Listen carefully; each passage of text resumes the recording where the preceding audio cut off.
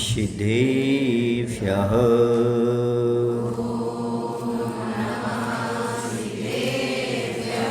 ॐ नमः सिद्धेभ्यः।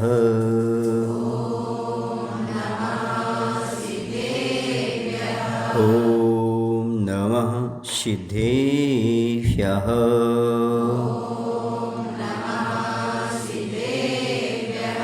जीवमजीवं दौवं जिन्वरवसहेण जेन नेदिष्ठं देविन्दविन्दवन्दं वन्दे तं सौदा शिरसा, वन्दे तं सौदा शिरसा। बोलिए देवादेव श्री महावीर भगवान की, आचार्य नेमिचंद महाराज की, आचार्य गुरुदेव भगवान श्री विद्यासागर जी महाराज की जय, आचार्य समय सागर जी महाराज की जय।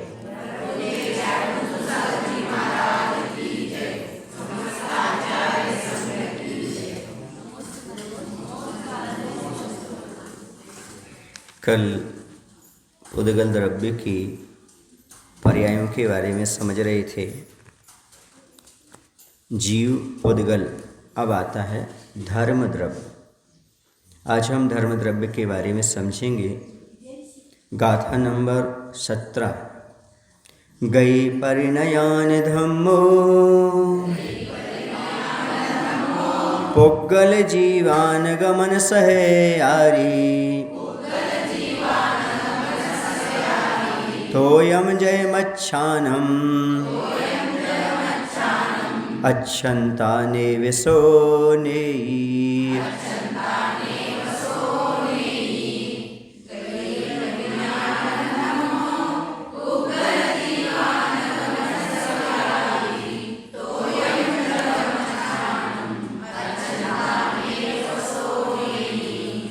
यहाँ पर धर्म द्रव्य का लक्षण बताया गया है।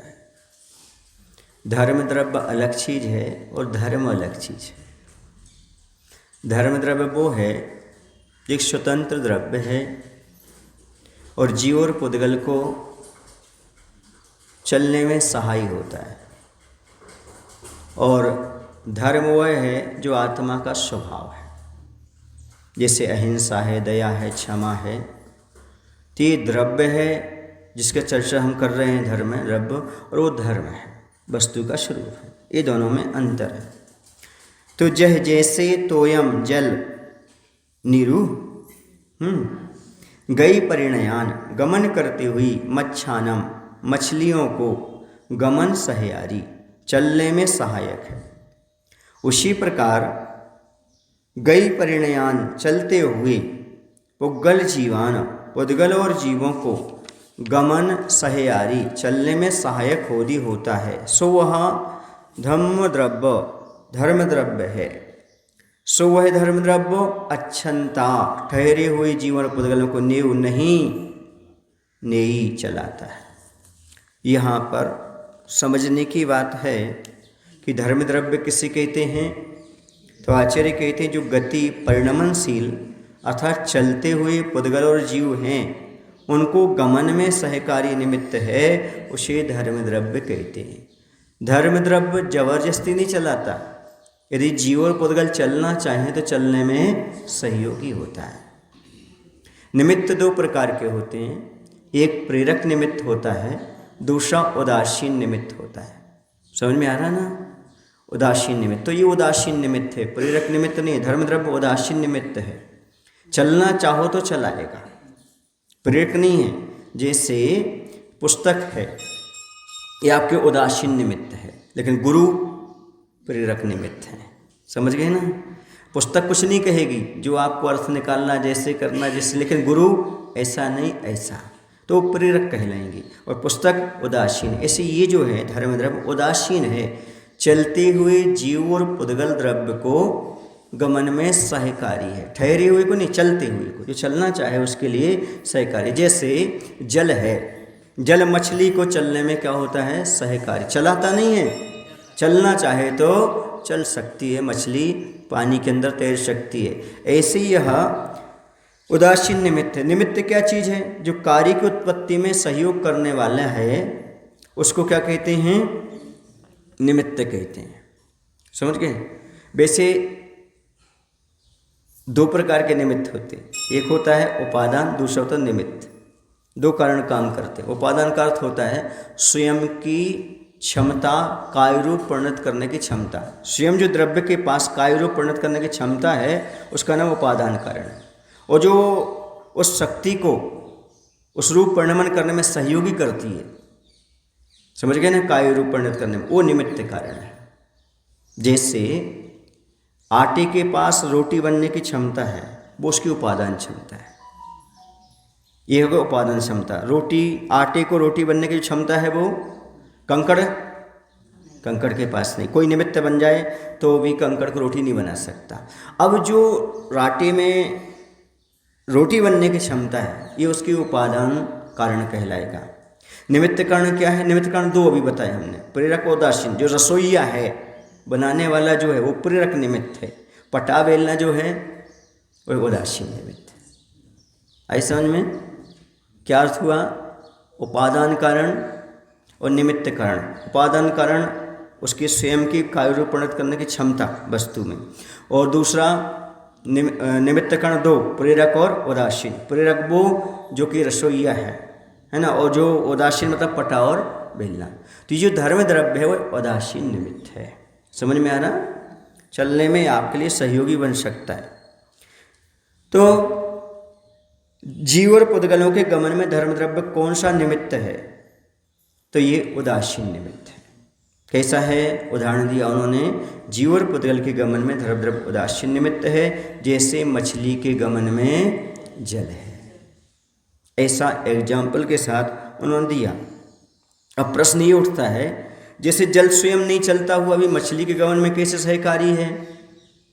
जल स्वयं तो नहीं चलता और फिर सहकारी कैसे बन जाता है? तो कहते हैं वैसे ही धर्म द्रव्य भी है। जैसे जल होता ना, स्वयं नहीं चलता, फिर भी मछली को चलने में सहयोगी है। इस प्रकार से धर्म द्रव्य भी स्वयं नहीं चलता, जीव और पुद्गल को गमन में सहकारी हो जाता है। समझ गए? पंचास्ति काय में त्रस कहा किसको? अग्नि काय को, वायु काय को और जल काय को। समझ गए ना? ऐसा क्यों कहा इनको? क्योंकि ये चलते हैं। क्या चलते हैं? तृष्णाम कर्म का उदय नहीं है। समझ रहे आपको? मात्र वो चलते इसलिए कहा है, बाकी कहलाएंगे तो वो क्या? स्थावर ही कहलाएंगे। समझ में आ रहा? चलने के माध्यम से मात्र उसको ऐसा बोला, पर वो तृष्ण नहीं मानना उसके लिए। चलते हैं। पानी भी सहयोग मिलता है तो बहता चला जाता है। अग्नि भी संपर्क पाके चलती चली जाती है, हवा भी चलती चली जाती है। लेकिन ये सब जो है ना, यह स्वयं सक्रिय नहीं है, स्वयं नहीं चलते, कहीं ना कहीं निमित्त पाकर के अपनी स्थिति पर आगे बढ़ते चले जाते। तो जल स्वयं नहीं चलता हुआ भी मछली को चलाने में सहायकारी है। वैसे धर्म द्रव्य स्वयं नहीं चलता। धर्म द्रव्य कहाँ पर है और कितने हैं? धर्म द्रव्य एक ही है, अधर्म द्रव्य एक ही है, संपूर्ण लोकाकाश में। कहाँ पर है? संपूर्ण लोकाकाश में एक ही द्रव्य है, शुद्ध द्रव्य है, अमूर्तिक है और पूरे लोकाकाश में व्याप्त है। लोकाकाश के बाहर नहीं है। क्यों? क्योंकि सिद्ध भगवान लोक के अग्रभाग में जाकर के विराजमान हो गए, उससे आगे नहीं गए लोकाकाश में, क्योंकि वहाँ पर धर्मास्तिकाय अभावात, वहाँ पर धर्मास्तिकाय का अभाव है। समझ में आ रहा? जीव और पुद्गल को चलने में वहाँ तक सहयोगी, उसके बाद वो है ही नहीं तो क्या सहयोग करेगा? जहाँ तक है वहाँ तक सिद्ध भगवान पहुँच गए। धर्म द्रव्य अमूर्त है। कैसा है? अमूर्त है। फिर वह दूसरों की गति में कारण कैसे हो सकता है? क्योंकि मूर्त पदार्थ चलाएगा, अमूर्त कैसे चलाएगा? तो जैसे सिद्ध भगवान अमूर्त हैं, है कि नहीं? तो भी वे मैं सिद्ध समान अनंत ज्ञानादि गुण स्वरूप हूँ, ऐसी भावना रूप सिद्ध भक्ति युक्त भव्य जीवों को सिद्ध गति में सहयोगी कारण बन जाते हैं। आप सिद्ध भगवान की भक्ति करोगे तो आप भी क्या बन जाओगे? सिद्ध बन जाओगे। उसको कौन ले जाने में सहयोगी हैं? वो सिद्ध भगवान।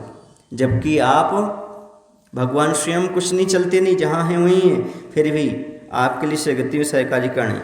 वैसे ही धर्म द्रव्य जो है अमूर्त है, फिर भी अपने उपादान कारण से चलने में वाले जीव और पदगलों में गमन में सहकारी है। जैसे भगवान स्वयं पाप और पुण्य से रहित हैं, लेकिन आपके पाप की नजरा में और पुण्य की वृद्धि में कारण है।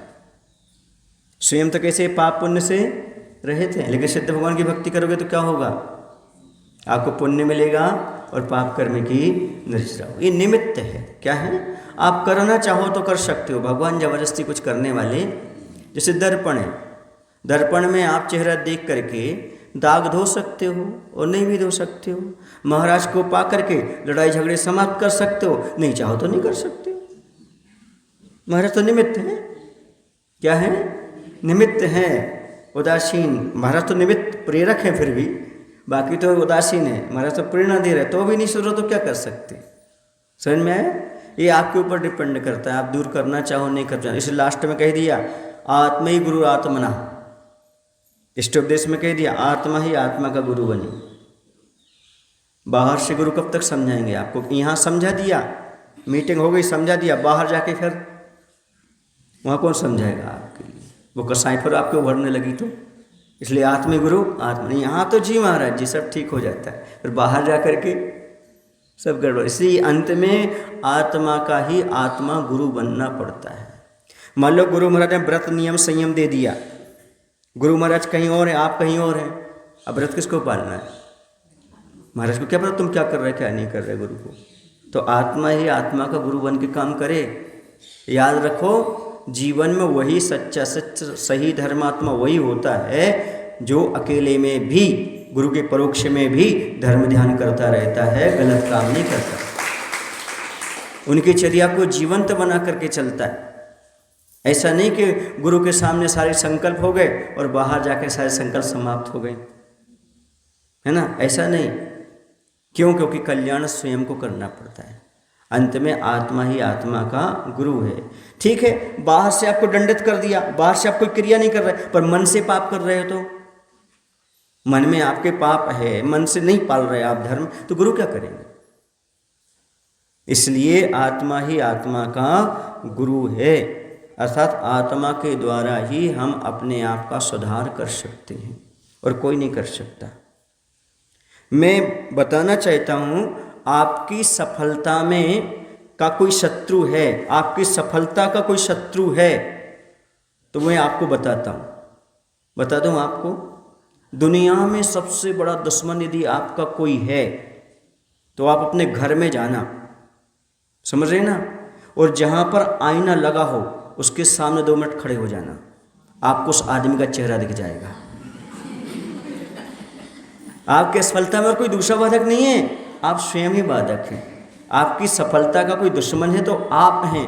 आप धर्म नहीं कर पा रहे हैं तो आपको कोई रोकने वाला नहीं है, आपका मन ही रोकने वाला है। आप मोक्ष नहीं जा पा रहे तो कोई रोकने वाला नहीं है, आप स्वयं अपने आप में कारण हैं। अर्थात आप अपने सफलता में भी कारण बन सकते हो और असफलता में भी कारण बन सकते हैं। आप अपने दुश्मन भी बन सकते हैं, आपके शत्रु भी बन सकते हो। इसलिए मैं कहता हूँ, अब अपनी सफलता के शत्रु मत बनो, और हो सके तो सफलता के मित्र बनने का प्रयास करो। और कोई दूसरा नहीं है, कोई हमारी सफलता पर रोकने वाला नहीं है। सहयोगी कारण हो सकता है, लेकिन स्वयं उपादान तो हमारा जागृत करना पड़ेगा।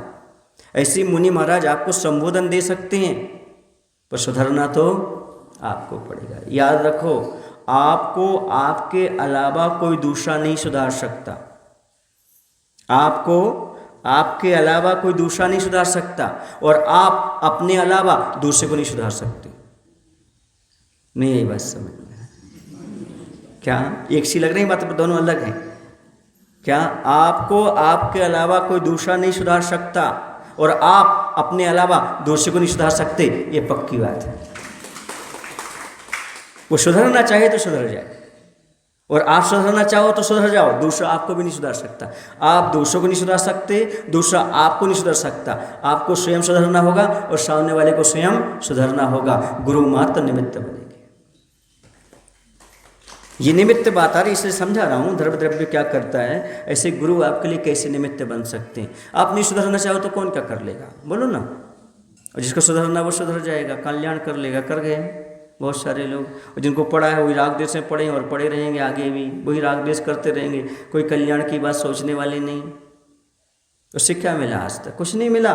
फिर भी आदमी को उसी में आनंद आता है। जैसे नाली को, कीड़ी को नाली अच्छी लगती है, वैसे संसारी प्राणी को कसायों की, पापों की नालियाँ अच्छी लगती हैं। हम कहते बेटा निकल आओ, नहीं महाराज जी हमें तो स्वर्ग जैसा आनंद आता है। अब क्या करें, उसको स्वर्ग जैसा लगता है। वही राग देश, वही कषाय, कितने वर्ष निकल गए करते करते, क्या मिला तुम्हारे लिए? कुछ नहीं मिला आपको, कुछ उपलब्ध नहीं हुआ। अब चेतो और जागो। गुरु जो कह रहे हैं, गुरु कभी तुम्हारा अहित नहीं चाहेंगे, इतना विश्वास रखो कि गुरु बीतरागी होता है, और जो बीतरागी होता है वो किसी का अहित कर ही नहीं सकता। इस ध्यान रखो, जो कहेगा जो करेगा तुम्हारी समाज के भले के लिए ही कहेगा। ये आपको अच्छी तरह से श्रद्धा का विषय बना लेना चाहिए। उनका अपना कोई निजी स्वार्थ नहीं होता, वो मात्र कल्याणार्थ ही कहते हैं। कहें सीख गुरु करुणाधार, उनकी करुणा है, कुछ ना कुछ होना चाहिए, उद्धार होना चाहिए, अपने जीवन पर विकास करो, ये उनका उद्देश्य मात्र रहता है। समझ में आ रहा है आपको? हाँ, तो सिद्ध भगवान कुछ नहीं करने वाले, अरहंत भगवान कुछ नहीं करने वाले, आचार्य भगवान कुछ नहीं करने वाले, हम कुछ नहीं करने वाले। करना किसको है? आपको। यदि करने वाले होते भैया तो हमारे भगवान तो परम दयालु हैं। अभी तक हम यहाँ क्यों बैठे होते? हमारा कल्याण नहीं हो गया होता, तुम्हारा नहीं हो गया था। भगवान करते कुछ नहीं है, मात्र निमित्त हैं। क्या है? मात्र निमित्त हैं। और हम अपना उपादान जगाएंगे तो निमित्त आपका प्रबल होगा तो काम बन जाएगा। और हम उपादान सुलाते रहेंगे तो क्या करेगा? मान लो आप सो रहे हो, खिड़की बंद है, सूर्य की रोशनी आ गई, आपके दरवाजे पैक है, पर्दा लगा है, तो अभी भी अंधेरा है आपके जीवन में।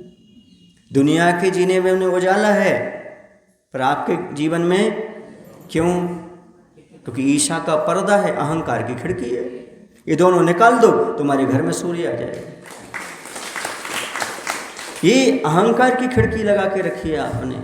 दूसरा नहीं दिखना चाहिए, मैं ही दिखना चाहिए, लाइट में मैं ही आना चाहिए। दूसरा नहीं है, काम हो या ना हो, मेरे द्वारा हो, नहीं तो किसी के द्वारा हो ही ना। कमेटी में हूँ तो काम होना चाहिए, दूसरा है तो काम नहीं होना चाहिए। मतलब कितना अंतराय पाड़ रहे हैं आप उसके लिए। मात्र ईर्ष्या बस और अहंकार बस, और ये दोनों दुर्गति के कारण है, दोनों दुर्गति में ले जाने वाले हैं। ये सोचो कि कार्य अच्छा हो रहा है, किसी के द्वारा भी हो, धर्म का कार्य है, मैं निमित्त बनूं, अच्छी बात है, नहीं बनूं दूसरा बन, तो मन से बन जाओ ना। नाम से बनना है क्या निमित्त? यदि मान लो आपके गांव में कोई कार्य होगा तो चालनों का नाम होगा कि सदलगा ग्राम का नाम होगा? तुम्हें कौन जानता है?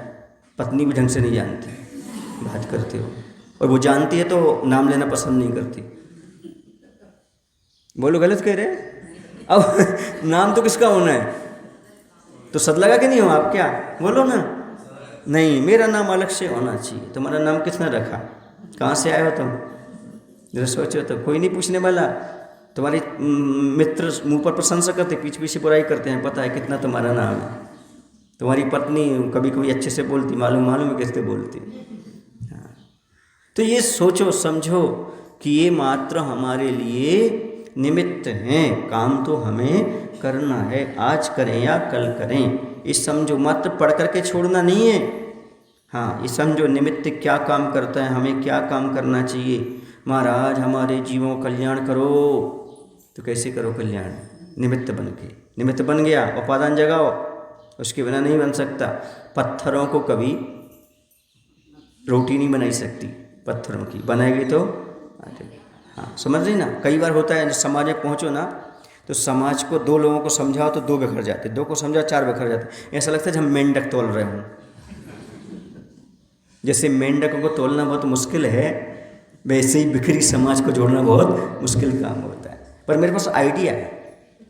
एक पन्नी लेंगे, पन्नी समझते हो ना, पॉलीथिन, उसमें एक दो छेद करेंगे और 10-12 मेंढक डाल देंगे और पन्नी उठा कर रख देंगे, अपने आप वो तोल जाएंगे। अब कहाँ से जाएंगे, कहाँ भागेंगे? समझ में आ रहा है कि नहीं? सांस तो लेने देंगे पर बाहर नहीं भागने देंगे। सांस लो बैठल कर, बाहर नहीं भाग सकते। यदि ऐसी पन्नी में आने तैयार हो, सुने ना, तो फिर तोला जा सकता है। और नहीं आ रहे पन्नी के अंदर, भागो तुम जानो तुम्हारा काम जाना, तुम्हें कोई भी भगवान नहीं समझा सकता। तो ऐसे करके उन मेंढकों को तोलने का प्रयास कर सकते हैं, यदि वो पन्नी के अंदर आना चाहते हैं तो। नहीं आना चाहते हैं तो तुम्हें जहाँ जाना जाओ, जब तलिया सूखेगी अपने आप जाओगे। तो इस प्रकार से धर्म द्रव्य की बात यहाँ पर कही। तो धर्म द्रव्य किससे कहते हैं? धर्म द्रव्य एक ही है और उसका परिमाण समस्त कहाँ है? लोक में व्याप्त है, लोक प्रमाण है, ये मान करके चलिए। धर्म द्रव्य एक होकर भी सबके गण में सहकारी कारण कैसे हो सकता है? एक है और सबको कैसे चलने में सहयोगी हो सकता है? तो आकाश के एक प्रदेश से दूसरे प्रदेश पर पहुंचने का नाम गति है, ठीक है ना। एक प्रदेश से दूसरे प्रदेश से पहुंचने का नाम गति है। यह गति एक स्वरूप है, अतः एक स्वरूप गति कार्य में एक धर्म द्रव्य कारण हो जाता है।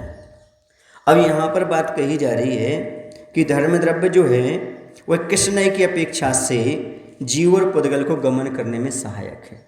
कौन सा नय लगाएंगे आप? तो व्यवहार नय की अपेक्षा से धर्म द्रव्य जीव और पुद्गल को गमन में उदासीन कारण है। किसकी अपेक्षा से? व्यवहार नय से। निश्चय नय से तो वास्तव में धर्म द्रव्य और जीव और पुद्गल को गमन में कारण नहीं होता, ये मात्र व्यवहार की दृष्टि से कहा जाता है, ठीक है। ये हो गया आपका धर्म द्रव्य का कारण। किसका कारण हो गया? आपको चलने में सहयोगी कौन है? धर्म द्रव्य। बाकी तो सब बातें हैं कि हम आपको चला रहे हैं, हम आपको आगे बढ़ा रहे हैं, हम ऐसा कर रहे हैं, ये सब किसका सहयोग है? धर्म द्रव्य का सहयोग है। अब आगे अधर्म द्रव्य का लक्षण पढ़ते हैं। ठान जो धाने अधम्मो उग्गल जीवान ठान सहेयारी छाया जह पहियानम गच्छन्तानि विशोधरै।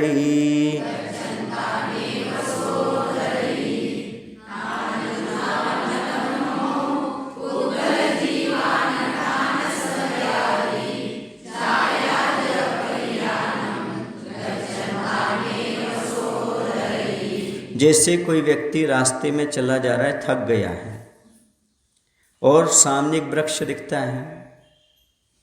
वैसे वृक्ष नहीं दिखता तो रुकने की इच्छा नहीं होती, वृक्ष है, छाया है, तो वह सहयोग, चलो वृक्ष दिख गया और जाकर के वह बैठ जाता है। समझ गए ना? ठहर जाता है। वृक्ष ने बुलाया नहीं है, छाया ने बुलाया नहीं है, वो जाकर के वहाँ बैठता है तो उसको सहयोगी बन जाती है उदासीन रूप से। समझ गए ना? ऐसे ही अधर्म द्रव्य है, ठहराता नहीं है, ठहरना चाहो तो ठहरने में सहयोगी होता है। तह जैसे छाया ठान जुदान ठहरते हुए पहियाना पथिक जनों को ठान सहेयारी ठहरने में सहायक होती है, उसी प्रकार ठान जुदान ठहरते हुए पुद्गल जीवान पुद्गल और जीवों को ठान सहेयारी ठहरने में सहायक होता है। सो वह अधम्मो अधर्म द्रव्य नेव जानना चाहिए। सो वह अधर्म द्रव्य गच्छन्ता गमन करते हुए जीव और पुद्गलों को चैव नहीं धरई ठहराता। जो ठहरना चाहे उन्हीं को ठहराता है, जो गमन करना चाहे उनको जबरदस्ती नहीं ठहराता। समझ में आ रहा आपको? ये कहने का तात्पर्य है अधर्म द्रव्य क्या चीज़ है? तो ठहरते हुए जीव और पुद्गलों के ठहरने में जो सहकारी कारण है उसे अधर्म द्रव्य कहते हैं। विथ एग्जाम्पल, ठहरते हुए पथिक जनों को ठहरने में छाया सहकारी होती है, ठीक है ना। जैसे कोई ठहरना चाहे, पथिक जा रहा रास्ते से, तो उसे जैसे पेड़ की छाया ठहरने में सहायक होती है, समझ गई ना। उसी प्रकार से ठहरते हुए जीव और पुद्गल को जो ठहरने में सहकारी कारण है उसका नाम अधर्म द्रव्य कहलाता है। यहाँ अधर्म का अर्थ पाप नहीं लेना है ना, और वहाँ धर्म का अर्थ पुण्य नहीं लेना। समझ में आया ना? वो अलग चीज़ है, ये मात्र द्रव्य स्वतंत्र, ठीक है, अधर्म द्रव्य। तो इसका काम है ठहरते हुए जीव को और पुद्गल को ठहरने में सहयोग होना। यदि ये द्रव्य नहीं होते ना तो आप चल पाते ना और आप बैठ पाते। ये सब इनके उपकार है और कोई मानते नहीं इनके उपकार। धर्म द्रव्य के धर्म द्रव्य कोई मानता है? कोई मानने तैयार ही नहीं है कि हमारा किसी और द्रव्य का सहयोग है। तो यहाँ पर कहा जा रहा है जीव और पुद्गलों को ठहरने में कह रहे कौन सा निमित्त हो जाता है? ये तो ये उदासीन निमित्त होता है। जैसे छाया किसी को जबरन नहीं ठहराती, उसी प्रकार अधर्म द्रव्य किसी को जबरन नहीं ठहराता है। अधर्म द्रव्य भी अमूर्त है, दिखाई नहीं देता, फिर ठहरने में कारण कैसे हो सकता है? तो बताया, जैसे सिद्ध भगवान अमूर्त होकर भी मैं सिद्ध हूँ, शुद्ध हूँ, अनंत ज्ञान स्वरूप संपन्न हूँ इत्यादि सिद्ध भक्ति से युक्त भव्य जीवों के स्वस्थिति में बहिरंग कारण होने में, वैसे अमूर्त होकर भी अधर्म द्रव्य ठहरते हुए पुद्गलों के ठहरने में सहायकारी कारण है। भगवान भी, सिद्ध भगवान भी दिखाई नहीं देते, फिर भी उनकी भक्ति करने से हम कहाँ स्वस्वरूप में स्थित हो सकते हैं, ठहर सकते हैं, आत्म तत्व में लीन हो सकते हैं। ऐसे वहाँ गमन करने में थे, सिद्ध बनाने में, यहाँ पर ये हो गया। दोनों सिद्ध भगवान का उदाहरण लागू हो जाएगा। स्व स्थिति में जाना है तो भगवान का निमित्त बना करके ध्यान करके हम अपने स्व स्थिति में ठहर सकते हैं। ऐसा समझ गए? ये किसका है? जैसे अधर्म द्रव्य का, ये किसकी अपेक्षा से है? व्यवहार नहीं की अपेक्षा से। ये भी अधर्म द्रव्य जीव और पुद्गल को स्थिति में उदासीन कारण बन जाता है। निश्चय न ऐसे तो पुद्गलों की स्थिति में यह कारण बनने वाला नहीं है। समझ गए जीव? अब अधर्म द्रव्य और अधर्म में क्या अंतर है? अधर्म द्रव्य स्वतंत्र द्रव्य है, ठीक है, और जो जीव और पुद्गल को ठहरने में सहकारी उदासीन कारण है। और अधर्म क्या है? क्रोध आदि है, कषाय भाव, हिंसा, झूठ, चोरी आदि क्या है? वो अधर्म है। ये इन दोनों में अंतर है। यहाँ अधर्म का अर्थ है अधर्म द्रव्य ले लेना, ठीक है। क्या धर्म द्रव्य और अधर्म द्रव्य के बिना जीव और पुद्गल की गति स्थिति नहीं हो सकती? नहीं हो सकती, क्योंकि कारण के बिना कोई कार्य नहीं होता। इसलिए धर्म द्रव्य अधर्म द्रव्य ना हो तो हम गति नहीं कर सकते। जैसे सिद्ध भगवान लोक के अग्रभाग में जाकर ठहर गए, क्योंकि उसके आगे धर्म द्रव्य नहीं है, तो आगे हम गति नहीं कर सकते। ये इनका उपकार मानो। आप चल रहे, फिर रहे हो, बैठ रहे हो, ये किसका उपकार मानो? धर्म और अधर्म द्रव्य। आप कहाँ बैठ रहे हो, कहाँ चल रहे हो, तो आगे चलते। आकाश द्रव्य अपनी बात कहेगा कि आखिर अगर आप कहाँ ठहरते, कैसे करते हैं, तो आज इतना ही रहने दें, ठीक है ना। तो ये दोनों द्रव्य को समझो, धर्म द्रव्य और अधर्म द्रव्य समझो। धर्म द्रव्य क्या है? जो जीव और पुद्गल, चलते हुए जीव और पुद्गल को, गमन करते हुए जीव और पुद्गल को जो गमन करने में उदासीन निमित्त कारण बनता है, वह धर्म द्रव्य है। और जो जीव ठहरते हुए जीव और पुद्गल को ठहरने में सहकारी कारण बनता है, उदासीन कारण बनता है, वह कौन सा है? अधर्म द्रव्य। समझ गए ना? इतनी बात समझ लो तो आपको समझ में आ जाएगा कि ये दोनों द्रव्य के काम के। दोनों द्रव्य कैसे हैं? अमूर्त है। कितने कितने हैं? एक एक हैं। कहाँ हैं? संपूर्ण लोकाकाश में, ठीक है। इतनी बात बोलो। महावीर भगवान की जय। आचार्य विद्यासागर जी महाराज की जय। बोधि समाधि परिणाम शुद्धि, स्वात्मोपलब्धि शौक सिद्धि, चिंतामणिं चिंतित वस्तुदाने, तां वन्दमानस्य ममास्तु देवी, तां वन्दमानस्य।